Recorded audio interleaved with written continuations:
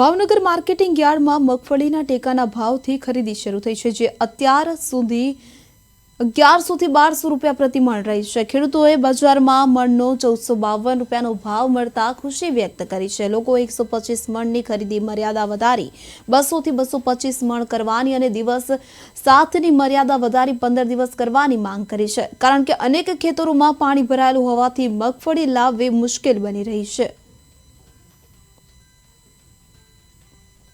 ભાવનગર માર્કેટમાં ખરીદીની અત્યારે ચાલુ થઈ ગઈ છે। ટેકાના ભાવમાં ખરીદી ચાલુ થઈ ગઈ છે, એ માટે થઈને આવ્યો હતો હું। જો હવે મારે અત્યારે મેસેજ આવ્યો કે ભાઈ મગફળી લઈને આવો। મગફળી ત્યાં પડી છે, ત્યાં વાહન જાય એવી કોઈ વ્યવસ્થા છે નહીં અને રિપેર કરવાની બાકી છે હજી, એટલે એમાં સમય થોડોક વધારો કે સમય મર્યાદા કે 7 દિવસની લોકો મુદત આવે। 7 દિવસમાં તો હજી અમારે પાણી નથી આશરે એમ કે ત્યાં કોઈ વાહન જાય એવી કોઈ વ્યવસ્થા થાય એવું નથી।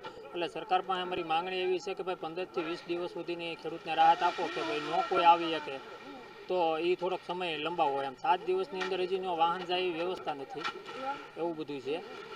અને અહીંયા ખરીદી ચાલુ થઈ ગઈ છે અને અમે ત્યાં ખેડૂત વરસાદની હિસાબે અમારું કામ બધું 15 દિવસ બંધ રહ્યું છે, એટલે એની હિસાબે અમે કોઈ કાંઈ કામ કરીએ કે એમ છીએ નહીં। હવે અત્યારે બધું ભીનું છે। હવે મગફળી થોડી ટાંભરવાળી ને એવી હોય, જો અત્યારે લાવી તો એમાં ભેજવાળી આવે છે, તો એને હૂકવીને હરખી કરીને લાવવી પડે એવી અમારી બધી પોઝિશન। એટલે સરકાર ખરીદી કરવાની શરૂ કરી એનો કોઈ વાંધો નહીં, પણ જરીક 5-10 દિવસ લંબાવવા છે। 10 છે ને એના 15-20 દિવસ કરો। અને બીજા નંબરમાં કે કોઈની થોડી હજી પડી હોય તો વજન વધારો કરો છે, કે હવા છે ને 200 જેવું કરો ને તો ખેડૂત થોડીક પડી રહે, પછી થોડે ઘાટું ક્યાં વેચવા જાય, એટલે હારો એક હરખી બધી વહી આવે એમ, એવું કેવું છે।